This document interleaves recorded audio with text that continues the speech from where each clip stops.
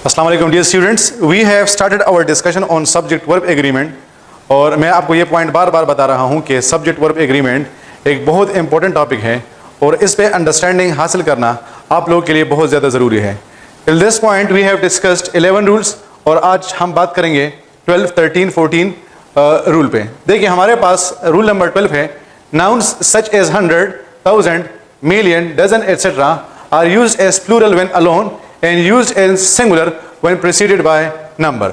आपके पास जब ये 100 आता है, 1000 आता है, मिलियन आता है, बिलियन आता है, इस किस्म के वर्ड्स जब भी आपके पास आएंगे, अगर ये अकेले हैं, अकेले का मतलब ये कि इससे पहले आपके पास किसी का नंबर, इससे पहले आपके पास किसी किस्म का नंबर यानी 1, 2, 3 नहीं आया है, तो फिर आप इसको प्लूरल यूज करेंगे, अदरवाइज आप इसको सिंगुलर यूज करेंगे। यानी फॉर एग्जांपल अगर आपके पास आ जाए कि dash of students protested against the bill और आपके पास आ जाए 100 और दूसरा आपके पास आ जाए hundreds, इस तरह आपके पास आ जाए 5 dash students protested against the bill और आपके पास आ जाए 100 एंड आपके पास आ जाए हंड्रेड्स। अब अगर आप इन दोनों एमसीक्यूज को देखते हैं तो आपके पास है of dash of students protested against the bill and 5 dash students protested against the bill. अब अगर आप इस सेंटेंस को देखते हैं तो यहां पर हमारे पास 100 से पहले कोई भी नंबर नहीं आया, यानी इससे पहले 1, 2, 3 वगैरह नहीं आया है। इस वजह से रूल के मुताबिक हम इसका प्लूरल फॉर्म लगाएंगे तो हमारे पास आ जाएगा 100 of students protested against the bill. दूसरे सेंटेंस में अगर आप देखते हैं तो पहले हमारे पास 5 आया है, हमारे पास नंबर आया है, और जब भी हमारे पास नंबर आएगा फिर रूल के मुताबिक हम इसका सिंगुलर फॉर्म यूज करेंगे तो हमारे पास आ जाएगा 500 students protested against the bill. अब होपफुली आपके जहन में ये पॉइंट थोड़ा सा आप लोग के लिए क्लियर हो गया है। अगर मैं आपको नेक्स्ट एग्जांपल्स दे दूं तो फॉर एग्जांपल हमारे पास आ जाएगा the department has solved dash of cases. The department has solved dash of cases, आपके पास आ जाए 1000 और दूसरा आपके पास आ जाए thousands। इसी तरह आपके पास आ जाए the department has solved 10 dash cases और आपके पास आ जाए 1000 एंड thousands।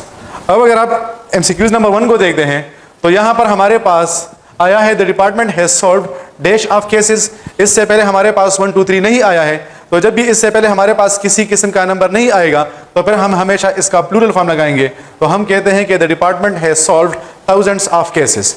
दूसरे में हमारे पास है the department has solved 10 dash cases. अब यहां पर हमारे पास चूंकि इससे पहले 10 आया है और 10 हमारे पास नंबर है, तो हमने ये रूल डिस्कस कर लिया है कि जब भी इन वर्ड्स से पहले हमारे पास नंबर आएगा तो फिर हम इसका सिंगुलर फॉर्म लगाएंगे, तो हमारे पास आ जाएगा the department has solved 10,000 cases. अगर आप कहते हैं कि the department has solved 10,000 cases तो फिर आपके पास जो है वो आपका सेंटेंस गलत होगा। लास्ट एग्जांपल इसी के साथ रिलेटेड मैं आपको दूंगा एंड दैट इज कि हमारे पास आ जाए कि he brought dash of eggs और हमारे पास आ जाए डजन और हमारे पास आ जाए डजन्स, और फिर हम लिखते हैं कि ही ब्रॉट 2 डैश एग्स और हमारे पास आ जाए डजन और हमारे पास आ जाए डजन्स। अब आप देख सकते हैं कि यहां पर हमारे पास डजन तो आया है और डजन्स भी आया है, लेकिन इससे पहले हमारे पास किसी किस्म का नंबर मौजूद नहीं है, तो यहां पर हम लगा लेंगे he brought dozens of eggs and यहां पर चूंकि हमारे पास 2 आया है इस वजह से हम लिख लेंगे कि ही ब्रॉट 2 डजन एग्स। तो अब आप इस पॉइंट को समझ गए हैं कि जब भी आपके पास ऐसे वर्ड्स आएंगे जिसमें हमारे पास for example 100, 10, 1000, millions, billions, trillions या डजन वगैरह आ जाए, या इसमें एक और वर्ड है स्कोर, SCORE स्कोर्स, तो आप उसको हमेशा जो है वो सिंगुलर प्लूरल यूज करेंगे, और अगर इससे पहले आपके पास नंबर आ जाए तो फिर हमेशा आप इसको सिंगुलर यूज करेंगे। फिर हमारे पास है रूल नंबर 13।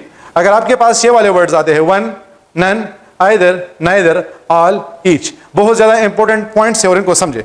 अगर आपके पास आ जाए one of my dash contacted me, और आपके पास आ जाए फ्रेंड, और दूसरा आपके पास आ जाए फ्रेंड्स, तो हमने यहां पर लिखा है कि जब हमारे पास आ जाए one, none, either, neither, all, each, और इसके बाद जो दूसरा वर्ड आपके पास आया है ऑफ, तो याद रखिए आपके पास जो नाउन आएगा वो आप उसका प्लूरल फॉर्म लगाएंगे, और जो आप वर्ब लगाएंगे आप उसको सिंगुलर यूज करेंगे। अभी आपके जहन में पहले हम इस पॉइंट को डिस्कस करते हैं कि प्लूरल कैसे आएगा। तो देखिए हमारे पास वन आया, फिर हमने उसके बाद ऑफ लगा लिया, तो हमने ये रूल डिस्कस किया है कि जब भी वन के बाद ऑफ आएगा तो फिर हमारे पास जो नाउन आएगा उसका हम प्लूरल फॉर्म लगाएंगे। One of my friends contacted me, अगर आप कहते हैं कि वन ऑफ माई फ्रेंड, तो फिर तो इसका मतलब है कि आपका सिर्फ और सिर्फ एक दोस्त है, तो नहीं, क्योंकि इंसान के दोस्त ज्यादा होते हैं, इस वजह से आप कहेंगे कि one of my friends contacted me. इसी तरह अगर आपके पास आ जाए each of the dash should be solve, और आपके पास आ जाए प्रॉब्लम, और दूसरा आपके पास आ जाए प्रॉब्लम्स, तो फिर हमारे पास वही वाला रूल है कि जब सेंटेंस के स्टार्ट में आपके पास ईच आएगा और इसके बाद दूसरा वर्ड आपके पास ऑफ आ जाए, तो आपके पास जो नाउन आएगा आप उसका प्लूरल फॉर्म लगाएंगे, तो हम कहते हैं कि each of the problems should be solved. इसी के साथ फिर दूसरा पॉइंट हमने ये लिखा है कि आपके पास जो वर्ब आएगा, वर्ब आप उसका सिंगुलर फॉर्म यूज करेंगे। देखिए अगर आपके पास एमसीक्यूज आ जाए कि one of my friends dash coming, और आपके पास आ जाए is am are, one of my friends dash coming is am are, तो आपके पास पहले वन आया है, उसके बाद ऑफ आया है, तो देखिए हमने नाउन कौन सा लगाया है, प्लूरल, लेकिन हमारे पास वर्ब कौन सा आएगा, शाबाश, तो हमारे पास जो वर्ब आएगा that is going to be singular, one of my friends is coming. तो अक्सर औकात आप लोग ये गलती कर लेते हैं कि या तो आप इस नाउन का प्लूरल फॉर्म लिखने के बजाय इसका सिंगुलर फॉर्म लिख देते हैं, या फिर आप कहते हैं कि चूंकि हमारे पास प्लूरल नाउन आया है तो हम इसके साथ प्लूरल वर्ब लगा लेंगे, और इस तरह आप इस गलती को भी कर लेते हैं। तो याद रखिए नाउन प्लूरल आएगा और वर्ब कौन सा आएगा, वर्ब आपके पास सिंगुलर आएगा। अगर नेक्स्ट एग्जांपल मैं दूं, either of the parents dash present, और आपके पास आ जाए was, और दूसरा आपके पास आ जाए were, तो चूंकि either स्टार्ट में आया है, फिर उसके बाद ऑफ आया है, नाउन हमने प्लूरल लगाना है और इसी तरह वर्ब को हमने सिंगुलर लगाना है, तो यहां पर मैं कह दूंगा either of the parents was present। इसी तरह अगर मैं कहूं कि neither of the players dash happy is am are, neither of the players is या आर हैप्पी, तो चूंकि हमारे पास नाइदर आया है, उसके बाद हमारे पास ऑफ आया है, नाउन हमने प्लूरल लगाया है, वर्ब हमने सिंगुलर लगाना है, इस वजह से हम कहेंगे कि neither of the players is happy. तो होपफुली रूल नंबर 13 भी अब आप लोग के लिए क्लियर हो गया है। फिर रूल नंबर 14 हमारे पास है, when two nouns are connected by prepositions, verb agrees with the first noun। आपके पास अगर preposition आ जाए, फॉर एग्जाम्पल अगर आप कहते हैं कि the knowledge of social sciences dash important, हमारे पास आ जाए is am are। अब ये of हमारे पास क्या है, of हमारे पास preposition है, तो जब हमारे पास preposition आता है तो हम एक नाउन को उससे पहले लगाते हैं और एक नाउन को हम उसके बाद लगाते हैं। इससे पहले जो हमारे पास नाउन आता है इसको हम कहते हैं रियल सब्जेक्ट। क्या कहते हैं, रियल सब्जेक्ट। तो इसके साथ अगर मैं इस रूल नंबर 14 के साथ ये लिखूं कि the verb agrees with the real subject, तो इसका मतलब भी यही होगा, क्योंकि अक्सर औकात अगर आप ग्रामर के बुक्स उठाएंगे तो किसी राइटर ने इसको इस अंदाज से लिखा होगा और किसी राइटर ने इसको इस अंदाज से लिखा होगा, और फिर अक्सर औकात ये आपके लिए पॉइंट ऑफ कंफ्यूजन बन जाता है कि हमारे पास रियल सब्जेक्ट का मतलब क्या होता है। तो आपके पास जब प्रीपोजिशन आ जाए और प्रीपोजिशन के बाद आपके पास अगर प्रीपोजिशन से पहले आपके पास जो नाउन आएगा आप उसे रियल सब्जेक्ट कहेंगे और आपका जो वर्ब होगा वो रियल सब्जेक्ट के साथ एग्री करेगा। तो चूंकि यहां पर हमारे पास आया है the knowledge of social sciences, the knowledge हमारे पास सिंगुलर है, इस वजह से हम इसके साथ सिंगुलर फॉर्म ऑफ वर्ब लगाएंगे और हम कहते हैं कि the knowledge of social sciences is important. अगर यहां पर मैं लिखूं कि the theories of language dash important, the theories of language dash important, और आपके पास ही ऑप्शन आ जाए कि इज एम आर, तो फिर हमारे पास यहाँ पर क्या है, ऑफ आया है। ऑफ हमारे पास प्रीपोजिशन है, इससे पहले हमारे पास ये जो नाउन आया है that is the theories, the theories हमारे पास रियल सब्जेक्ट बन जाएगा।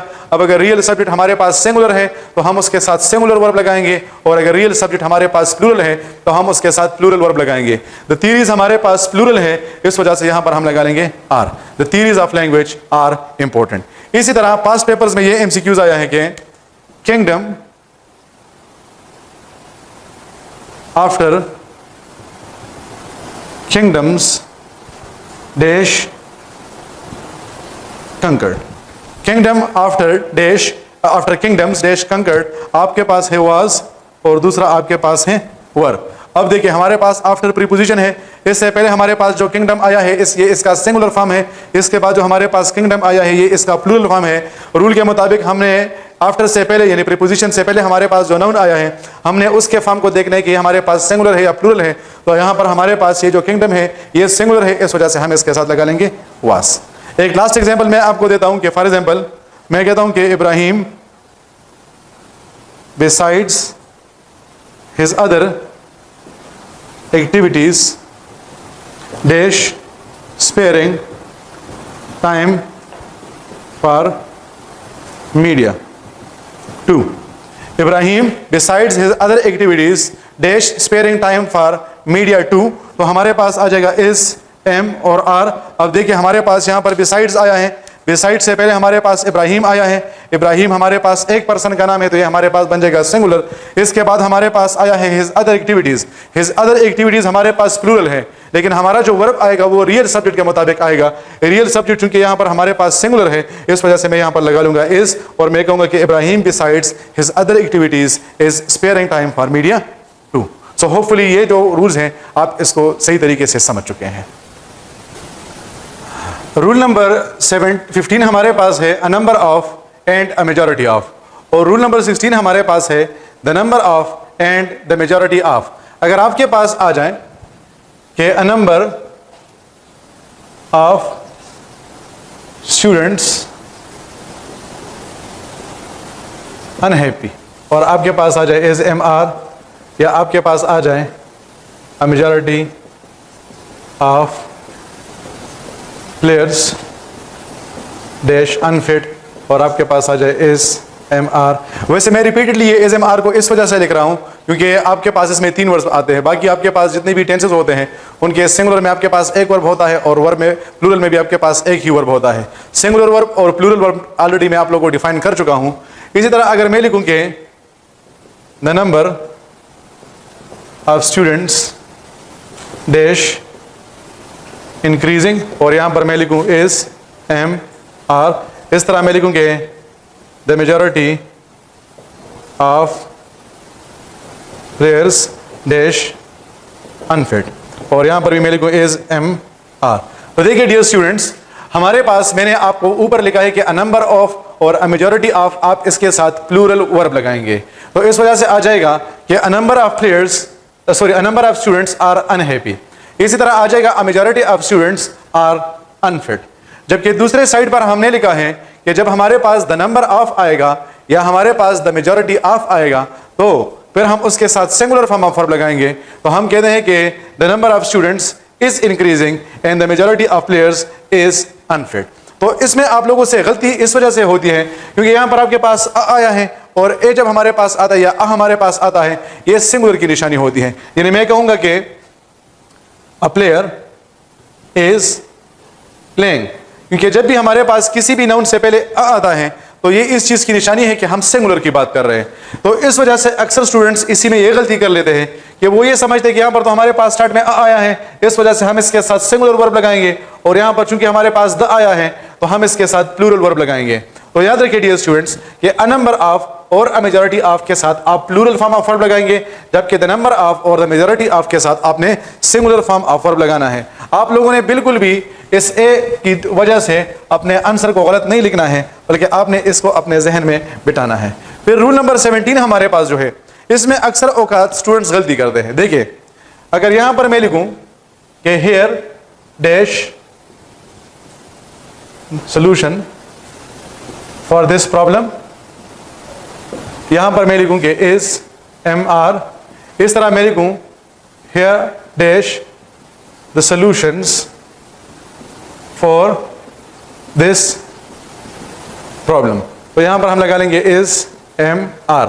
अब हम क्या करते हैं कि हमारा जो वर्ब होता है वो हमारे पास जो स्टार्टिंग वर्ड होता है नॉर्मली उसके मुताबिक होता है। जिस तरह मैं कहता हूं कि द प्लेयर्स आर प्लेइंग और मैं कहता हूं कि अ प्लेयर इज प्लेइंग, तो अब प्लेयर हमारे पास सिंगुलर है, इस वजह से हमने इसके साथ सिंगुलर वर्ब लगा लिया, और द प्लेयर्स हमारे पास प्लूरल है, इस वजह से हमने इसके साथ प्लूरल वर्ब लगा लिया। लेकिन पॉइंट इंपॉर्टेंट ये है कि जब आपके पास एक्सप्रेशन आता है वर्ड हेयर, तो अब आपने इससे पहले जो नाउन आया है उसको नहीं देखना है, बल्कि इसके बाद जो नाउन आया है उसको देखना है। पॉइंट को समझे, यानी सेंटेंस के स्टार्ट में आपके पास हेयर आया, फिर उसके बाद आपके पास वर्ब आएगा, और फिर उसके बाद आपके पास नाउन आएगा। अब ये जो वर्ब आप लगाएंगे, ये जो इस वर्ब के बाद आपके पास नाउन आया है, आप इसके मुताबिक लगाएंगे। नॉर्मली हम ये जो वर्ब लगाते हैं इसके मुताबिक लगाते हैं, लेकिन यहां पर हमारे पास इंपॉर्टेंट पॉइंट ये है कि ये जो वर्ब आएगा वो इसके मुताबिक होगा। तो अगर हमारे पास ये सिंगुलर होगा तो हम इसके साथ सिंगुलर वर्ब लगा लेंगे। मैं कहता हूं कि here is the solution for this problem. यहां पर हमारे पास इसके बाद आया है द सॉल्यूशंस, हेयर के बाद हमारे पास हमने वर्ब लगाना है, और वर्ब के बाद हमारे पास जो नाउन आया है ये हमारे पास प्लूरल है, इस वजह से यहां पर हम लगा लेंगे आर। तो मैं कहता हूं कि here are the solutions for this problem. And same is the case with the word there, कि जिस तरह हेयर के लिए मैंने, अब देखिए यहां पर मैंने लिखा है कि हम इसके साथ सिंगुलर वर्ब भी लगा सकते हैं और प्लूरल वर्ब भी लगा सकते हैं। तो ये वर्ब के बाद जो आपके पास नाउन आया है, आपने उस वर्ब को उसके मुताबिक लगाना है। अगर वो नाउन आपके पास सिंगुलर है तो सिंगुलर वर्ब, और अगर वो नाउन आपके पास प्लूरल है तो आपके पास प्लूरल वर्ब। अगर मैं कहूं कि there is dash player outside is MR, इस तरह मैं लिखूं कि देयर डैश प्लेयर्स आउटसाइड, और मैं लिखता हूं इज MR। तो फिर से वही वाला रूल है कि देयर के बाद आपके पास क्या आएगा, यानी इसको अगर मैं आप लोग के आसानी के लिए लिखूं तो ये इस तरह होगा कि पहले देयर या हेयर, फिर उसके बाद वर्ब, और फिर उसके बाद आपके पास आएगा नाउन। तो अब ये जो वर्ब होगा वो इस नाउन के मुताबिक होगा। इसका ये स्ट्रक्चर जो है वो थोड़ा सा इन्वर्टेड रहेगा। तो आप यहां पर देखिए कि देयर इज अ प्लेयर हमारे पास सिंगुलर है, तो इस वजह से यहां पर ये जो वर्ब आएगा वो सिंगुलर होगा, तो मैं कहूंगा कि there is a player outside. यहां पर देयर के बाद हमारे पास क्या आएगा, वर्ब आएगा, वर्ब के बाद नाउन आएगा। यहां पर हमारे पास ये जो नाउन आया है ये हमारे पास प्लूरल है, इस वजह से हम इसके साथ प्लूरल वर्ब लगा लेंगे, तो हमारे पास आ जाएगा देयर आर प्लेयर्स आउटसाइड। तो hopefully you have understood these important points। अगर आप इन पॉइंट्स को आप अंडरस्टैंड करेंगे तो फिर डेफिनेटली आपके लिए हर किस्म के MCQs बहुत ज़्यादा आसान हो जाएंगे। Thank you very much. अल्लाह हाफिज़।